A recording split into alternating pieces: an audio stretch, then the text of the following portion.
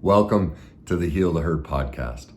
Today I want to share with you the 10 do's and don'ts to have a successful, loving relationship, something that obviously we all want in our life. So that's what we're going to handle. At first, I'm going to give you the 10 do's, then the 10 don'ts, and then I'm going to talk to you about what's causing the 10 don'ts. Where do all of those problems originate from? Because unless we deal with the core problem, we can't stop the don'ts. So we're going to need that. So let's get started with the 10 do's. The first thing that people do who have a successful, healthy relationship is they recognize it's never their partner's job to meet their needs and wants. It's wonderful when they do, but they don't expect it. There's not a demand. They recognize that it's their own personal responsibility, and so they put a plan in place to meet those themselves, and they don't expect it from their partner. The second thing, the second do of a successful relationship is they don't fear that their partner is going to betray them. They're not constantly worried about it, so they're not snooping on them. They're not controlling them. They're not spying on them. They're not looking at their phone going, what's this about? They have a general security that their partner is invested in them and cares about them, all right? Now, the third aspect, the third do of a successful relationship is they see the world as basically decent, that people in general are decent. Sure, there's some less than perfect people out there, but their general worldview is one that's positive versus negative. The fourth do of a successful relationship is their own view of themselves. They see themselves as lovable, as worthy of love.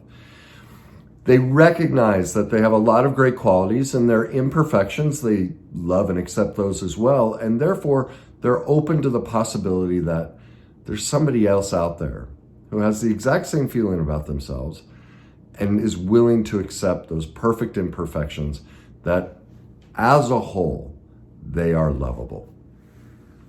The next do of a successful relationship is that they just don't allow harmful behaviors. They don't make excuses for them. They don't condone them. They don't see them as, look, I have to put up with something, for me to be loved. They recognize, wait a minute, harmful behaviors, whether that's words, whether it's actions, abuse, neglect, whatever it may be, they just don't tolerate it. Right from the beginning, they say no to it. The next do of a successful relationship is they don't abandon themselves to be loved. They don't give up their friends. They don't give up their hobbies. They don't give up their careers. They don't give up their family. They keep attached to what matters to them and recognize that if somebody's asking, for them to give up that, or if they feel the urge to give them up on their own, they won't do that because they have that centered place. Remember, they feel they're lovable, so they don't have to feel they have to sacrifice all of that. And that's what makes them available for a healthy relationship. Number 7 of the 10 do's in a relationship is they know what their morals and values are. They know what their needs and wants are. They know what's negotiable and non-negotiable for them in a relationship. And they know how to ask for them or meet them themselves. They're not afraid to go to their partner and say, hey, I need support in this area. They don't expect their partner to read their mind and just figure it out. They constantly communicate from a place. And if their partner isn't able to meet their need in that moment, then they recognize, well, that's okay. My partner's human. They have their own needs and wants. They have their own stresses in life. It's my job to have a backup plan in place to meet this myself. The next, number 8 on the do's to have a successful relationship is they believe in setting boundaries, and that saying no is loving. They don't see them as cold and problematic. They see that boundaries create safety, boundaries create love, and that no is actually love, that it's perfectly reasonable, it's perfectly okay to say no to our partner. Now, the 9th example of the things people do to have a successful relationship is they never enable, rescue, or play the parent with their partner. They see that, you know what, my partner is going to struggle and I have faith in them and it's their job to figure it out. I don't have to play the rescuer for them. I don't have to enable them just to keep them around, to gain that false power over them by being a surrogate mother or father that they never had. I don't gain my own esteem from rescuing them or enabling them. I recognize that I've picked a partner who's capable of doing that on their own. And even at times when they may not want to, or they take a break from doing the work on rescuing themselves, that they'll get back to it. Because remember, earlier, they have a trust for people. They have a trust in the process, all right? The final do that people will do in a successful relationship is that they embrace all relationships are difficult. And so they don't withdraw and shut down. They don't pull their love away. They don't run off and quit on it. They stay engaged. They actually understand that the difficulties are what create the long-lasting intimacy and connection, and that both people will use those difficulties to learn about each other and gain a deeper trust and understanding for each other, all right? So those are the top 10 do's that people in a successful relationship, I guess you could call it their 10 commandments, they'll follow those things. Now, they're human, they won't be perfect at it, but this is their base, their foundation of who they are as a person, of what they believe about relationships, of what they believe about themselves, and they always come back to that base. This is where they originate relationship from, okay? Now, what about on the other side, the 10 don'ts? Well, interestingly, it's the polar opposite of all of the 10 do's. So, and this is what, with all of my clients, all across the internet, if you watch any TV show, if you watch any movie, they're exercising almost all of these 10s. What we've had modeled for us as relationship is incredibly unhealthy. And this is why people are struggling, is because they have this belief that these are things that are okay in a relationship. Well, if you find yourself in this list of 10, if you hear anything that you're like, ooh, that's me, well, that doesn't mean you're a bad person. Obviously, like I said, the only information you've ever been shown or given from your parents or anyone else is information that guarantees relationships won't be healthy. So don't beat yourself up. You can't be blamed for doing things you were taught to do. When you don't have the information, you can't hold it against yourself. But today I'm going to give you that information. So for the first time in your life, you have a choice. From this day forward, you can actually choose to learn about some new information and gain the skills and tools to have the relationship that you deserve. And that's what matters. Not blaming yourself for the past, but owning the past, making sure you accept the truth of, yep, that's me. But you know what? I can empower myself. I can go learn about this. This doesn't make me bad. This is my opportunity to learn and grow. And even if you're in a relationship, you can sit down with your partner and go, hey, I saw this video and there's a lot of us in here and a lot of things that we do and a lot of beliefs we have. What do you say about the two of us gaining the skills and tools to stop these behaviors so we can both have the love and relationship and marriage that we both want? So use it as a springboard, not as a shame-based blame situation, whether you blame yourself or blame your partner, okay? Pardon me. So the first don't of a relationship, and one that's probably the most common, is the belief that our partner should meet our needs and wants at all times. And even worse, they should know what they are. We should never have to make a request for them again, and they should read our mind. Like, that's kind of 3 in 1. In almost every relationship I deal with clients all the time, they go, but I've told them, they know this is important to me. Well, did you hear the sentence? The last part of the sentence. This is important to me. See, yes, it's important to you. but it doesn't mean it's important to them. And that doesn't make them a bad person. Now, I'm talking about a reasonable person, not a narcissist, a sociopath, not evil, but a reasonable person. It's not their job. Their life is filled with other things. Their life is filled with their own needs that they're trying to meet. And so our partners are human. They get overloaded with their own pursuits. And so, yes, they're going to forget that we love something and we want it all the time.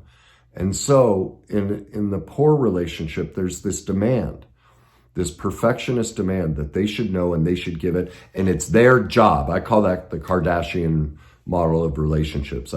You see that in reality TV, that if you love me, you should just give me what I want and meet my needs. And that's love. And it's not. That's codependence. It's manipulative. It's incredibly destructive. And it's incredibly unhealthy. It is never, ever, ever our partner's job to meet our needs and wants. It's wonderful when they do. And it's wonderful when we picked a partner who our needs and wants line up. And so primarily they're contributing to those. But if you're with a partner that doesn't meet them, that's not about your partner. That's about yourself. And we're going to get to, further down, you're going to see why you ended up with a partner. But that's us. We need to look at ourselves of why did I pick a partner that doesn't meet a lot of my needs and wants? It doesn't align for them. They don't even see them or recognize them as important. That's about me, not my partner. Number 2, because of the cause, which I'll get to in a minute, the number 2 don't is we can't trust. And so we need to control, we need to spy, we need to snoop. We're constantly on our partner's back. What are you doing? Who's that texting you? What's that about? Where are you going? You can't do that. You can't go hang out with your family and friends. No, we're constantly putting the latches on them because of our own fears, our own abandonment issues, our own insecurities. We can't trust in the others. And so again, that's not about them, even though they may have been perfectly imperfect. The solution, which we'll get to, is we have an inherent fear of trusting others, which means we can't trust ourselves. And that was learned. And again, I'm going to get to where that was learned, okay? That leads to the third don't, which is a lack of trust in anyone general, in the world. That people are inherently bad, inherently deceptive. Remember, on the positive side, they see the world as generally good. People are imperfect, but there's plenty of people out there to love me. There's plenty of people that I will find. On the converse side, they see everyone as danger, everyone as a problem, everything is out to get them, and therefore they can't trust anyone, okay? So that's the third don't. The fourth is a basic belief that they are unlovable and unworthy of love. And that shows up in those first 3. You see, if they're expecting somebody else to meet their needs and wants, if they're expecting constant affirmation, if they're trying to control and spy, there's this sense that there's something bad and defective in me. And so I have to make sure, I have to control, I have to be hypervigilant and be all over this person to make sure they love me. Those are the demands. And so while you may sit there and feel, oh no, I love myself, because I get that a lot. Oh, I have terribly high self-esteem.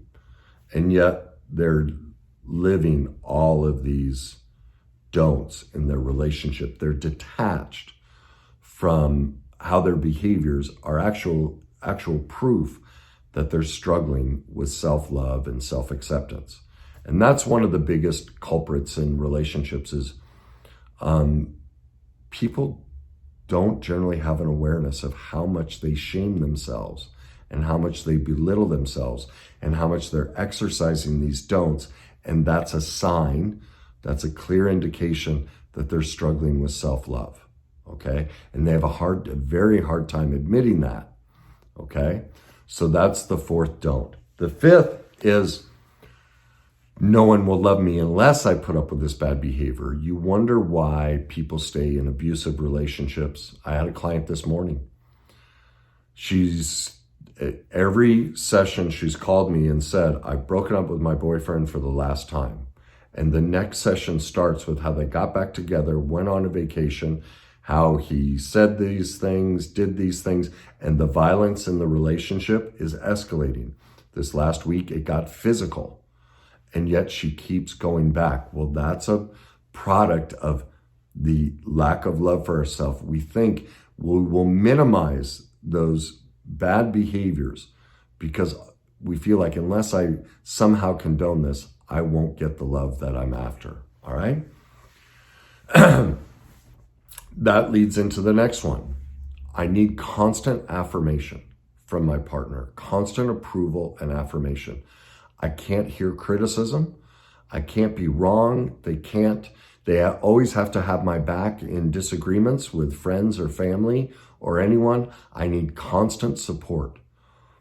Well, I've used this example before and it's very extreme, but I use it because it brings home the point. If we believe that our partner is supposed to meet our needs and wants all the time, is supposed to constantly affirm us, constantly have our back, always support us, never go against us, well, do you see what that opens the door to? What if your partner came to you and said, I've decided I'm a little bored in life, and so I'm going to become a serial killer. And every Wednesday night, I'm going to go out and do that. I want a little pep in my step. Well, if we're supposed to always meet our partner's needs and wants, if we're always supposed to support them, if we're always supposed to have their back and affirm them, then we have to be okay with that. And I know you're like, oh, I'd never put up with that. Well, or I'd never ask that. Well, if you believe you deserve your partner to constantly support you, that's in essence what you're advocating, is that level of extreme. Because frankly, I'm sure you're a great person, but you're perfectly imperfect. And some behaviors are just not okay. They're not worthy of supporting because we're going to make beautiful mistakes in our life. And so it's loving for our partner not to support us in those moments, but to lovingly confront us and say, that wasn't your best moment. Okay? So that's I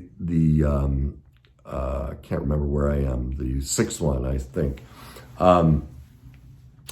or the fifth one. The sixth one is I must sacrifice everything for my partner. You see this all the time. People will give up their friends, their hobbies, their careers, their families. I did that.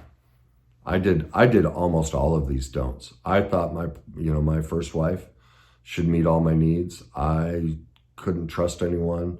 I thought I should always get supported. I thought I should never be criticized. I thought I had to sacrifice and do everything for my partner and put up with bad behavior. Look, she was physically and verbally abusive, and I put up with it. I gave up my friends, my family. I went 10 years without seeing my family. I did all of these, every single one of them, because that's what I was taught was love. That's what we're all taught. Well, and you wonder why, the divorce rate is what it is and we're all unhappy in our relationships. This is why. Number 7 is we don't know our needs and wants, our morals and values, and our negotiables and non-negotiables. This was definitely me in my first marriage. I literally remember as a kid laying on my bed thinking, I wonder who will marry me. I wonder if she'll be nice. I wonder if she'll be pretty. I had no idea that I could ever decide what my morals and values were, what my needs and wants were, and what was negotiable and non-negotiable. I spent, what did we marry at 27, 28 years old? I was just waiting for someone to pick me, and they could be whatever they wanted as long as they picked me. I guess this is the one. That's the biggest pitfall I see people in relationships is they never sat down and asked those questions of themselves. She and I didn't believe that our morals and values on politics, religion, sex, every area of our life never lined up. Now, remember earlier I said we're expecting these things and we're in a relationship and we're going, oh my God, my partner's the problem. Well, no, we never sat down and mapped out, oh my God, I picked up a partner who doesn't share my morals and values. She was a drug addict. I'm like, anti-drug, like literally every area of our life. We had the complete opposite morals and values. Well, that's because I never sat down and no one ever taught me that I needed to be responsible for these things. Well, how could she meet my needs and wants if her morals and values are exactly the opposite? Then the question is that negotiable or non-negotiable? Well, now that I know what my morals and values are, now I know how to ask for my needs and wants, that is non-negotiable. I won't tolerate that. I can see a great looking woman, but she has some of those things. I'm like, nope, I won't allow it, because for me, that would be bad behavior. I won't allow that. Remember, that's a do. We don't allow that when we have a healthy relationship, okay? Number 8 is about boundaries. In a healthy, loving relationship, the person believes that boundaries are essential. They are the basis of a great relationship, and that no is the most beautiful thing you can ever say in a relationship. Because look at what happens in relationships. Why do they break up? Every time you listen to somebody talk about a divorce or a relationship ending, every time they go, I did so much for them. I did this, and I did this, and I did this, and all I ever asked, I just asked this one thing, would you do this for me? And they would never do it. Well, what does that mean? That means we did all of these things in the hopes of manipulating, because remember the sacrifice, all these false beliefs we've been taught. Love, I'm supposed to give them whatever they want, sacrifice everything. But if it goes against our morals and values, needs and wants, negotiables and non-negotiables, we'll throw it in their face, we'll keep score, and we'll eventually resent them. And so all of these things that we did, we didn't want to. They went against our morals and values, our needs and wants, our negotiables and non-negotiables. And the proof of that is that we're throwing it in their face, we kept score, and we resent them for it. That's the proof. Okay? And that's why no is the most loving word we can ever say to our partner, because now I know you're not going to throw this back in my face and beat me up how you were so nice to me. Like that was the one I did. My ex loved to garage sale. And that, I tell you, you want to kill me, make me go to a garage sale. I've just never understood it. You're rifling through people's things that they want to throw in the trash. Like, I just don't get it. But under the guise of sacrifice and supporting my partner and meeting their needs and wants and, oh, I love you, I would sit in that car for hours on the weekend. And then, man, at night, I would be passive aggressive, snotty comments, cold, shut down. I'd take it out on her. Now you tell me where the love is in that. But it was the best I could do. I didn't know all this information. And so if you're hearing yourself in this, don't shame yourself. Recognize, hey, I did the best I could. Now I'm here listening to this. I'm learning the new information. I'm going to make a commitment from this day forward to love myself and love my partner. And I'm going to start saying no. I'm going to start setting boundaries, because this has got to stop. Okay? Number 9. This is one of the people that get trampled on, that say they've been trampled on and aren't getting their needs and wants met. They tend to have this don't in their language and their belief system. They tend to feel a tremendous sense of recognition, power, and joy from rescuing, enabling, and saving their partner. This was me. My ex was a pill addict, and I'd drive all across the state, going to her friend's house, lying to drug pharmacies, lying to doctors, trying to get her more pills. I totally enabled her addiction, nonstop. But here I was, oh, you poor thing, you're hurting. I'll go rescue, and maybe if I do this, she'll finally have sex with me. It was all a manipulation. I wasn't kind and loving. I was trying to be the rescuer. And so those people that, are the constant, they give themselves away to do so much for somebody else, it's actually a false power dynamic, because they can harbor and sit in the resentment, and they never have to face that they're manipulating, because they can constantly blame the partner. That's what I did. Look at what I do for her. I gave up this is what I used to say. I quit pro hockey for her. I gave up my family. I gave up sex. I changed careers. I changed my whole life for her. And she won't even have sex with me. She won't even say anything. She won't stop hitting me. Look at how manipulative I was. Oh my gosh. Now, I'm not condoning any of her behaviors. And I'm not condoning your partner if they're, being less than perfect like she was, or even abusive. But because we didn't teach ourselves, we didn't go learn about the do's, about boundaries, about what a true healthy relationship is, because we chose not to become an expert in that, we are responsible. We have to take ownership of that. That's the only way to change this, okay? And finally, number 10, relationships should be avoided. You see this? I see this all the time. People are like, oh, I'm done with the relationships. Men, women are just liars and cheaters. Remember, they don't trust the world. This is the 10th don't. And so just be avoided, or they won't open up to their partner. They won't be vulnerable. It doesn't matter anyway. They don't care. No one cares about my thoughts and feelings. No one's worthy of my trust. I'm just going to avoid them and avoid the relationship. Well, no relationship is possible with avoidance. So finally, we get down to what causes all of this. Well, the biggest reason most people live their relationship life in the 10 don'ts is because of poor attachment with their parents in childhood. Look, I know everyone wants this to be about anything but childhood. We want it to be about the partner and, oh, well, they should know they're an adult, but they don't. And even if they learn about this stuff, unless you go back and heal your childhood trauma, you have no shot. And I do these videos and everything because I'm really trying to break down the stigma. All of us, any problem in our life, anything that's so-called bad about us that we think is bad or whatever it is, it's all learned in childhood. All of our problems are learned in childhood. The 10 don'ts were false attachment coping skills we developed because of our parents' perfect imperfections, because for centuries we've never taught how to be a parent, we've never taught about relationships. And so they were survival mechanisms.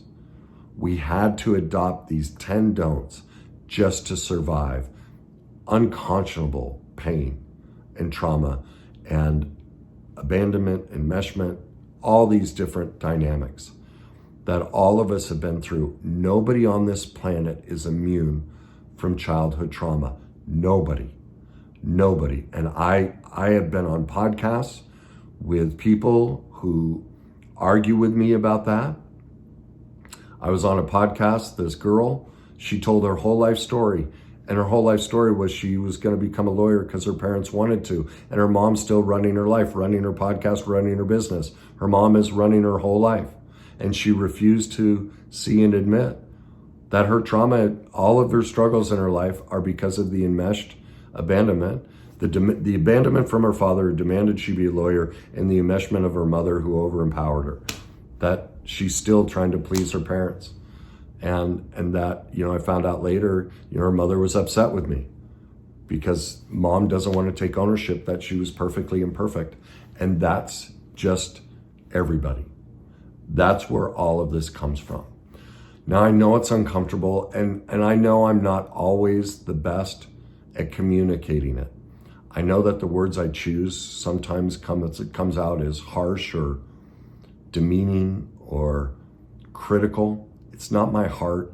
I read like Gabor Mate and some other people who talk about this stuff, and their words are so elegant and so loving. My heart is to be elegant and loving about it, but I tend to be really direct, and it comes out harsh. And that's not my heart. I'm not trying to blame parents. This isn't about blame. Our parents can't be blamed because we've never taught any of this. They can be held accountable, which is boundaries and loving, that they chose not to learn about it, but they can't be blamed. So I'm not trying to shame your parents or shame you as a parent, because you've taught your kids this as well. Whatever struggles you see in your kid's life, you've taught them this. We have to own that. My goal is to just break the wall of denial down And my heart is to try and do it in a loving way where you go, you know what? He's right. I mean, the Harvard Center on the Developing Child says it, adverse childhood experience, like every scientific process out there says all of it is childhood. If you're not addressing childhood trauma, you're not addressing the issue. Any relationship program, anything that doesn't make you an expert in overcoming your childhood trauma is not giving you the solution to live you the life you want. And that's my passion, is I want you to have the life you want. And so if I come across harsh, it's only because I have a passion that somebody finally teaches what it's really about, because I almost lost my life. I almost killed myself because I'd been searching for 30 years. And what I discovered is all the gurus, all the people in this industry won't talk about the real problem. And that's what frustrated me with my own life. And so that's the direct message that comes out. So I beg your forgiveness. I'm still working on it, still trying to find the better language so I can communicate it in a way that you feel loved and cared for and you go, dang it, he's right. I'm going to go work on this, because that's all I want, is for people to go, you know what, I'm going to work on this, because I know how scary it is to make that jump. To go, gosh, I don't want to admit my parents were imperfect. I don't want to admit that I was imperfect as a parent. Oh, that sounds too scary, too rough. I can tell you this. If you decide to do it, I have yet to see one person whose life hasn't exploded with joy, happiness, and tremendous things in their life. It's never failed. And so if that's what you really want, in my life experience, it's the only way out. And that's what I want for you. So I'll leave it at that. So there are the 10 do's and the 10 don'ts of a healthy, successful relationship. I'm going to post some other videos here and links to, if you'd like to learn more about that. But please comment, share your comments. And if you feel I've been unkind in my explanation, please comment. Show me how I'm unkind. Help me learn. Help me get better at communicating it so I can reach more people, because that's my heart. If you want to share your own story of pain, if you see yourself in these 10 don'ts and you'd like to change it and you want to start being vulnerable, share that. Also, if you like what I do, please like and subscribe and share this message with those that matter to you so that we can all get the relationship and love that we deserve. Have a great day.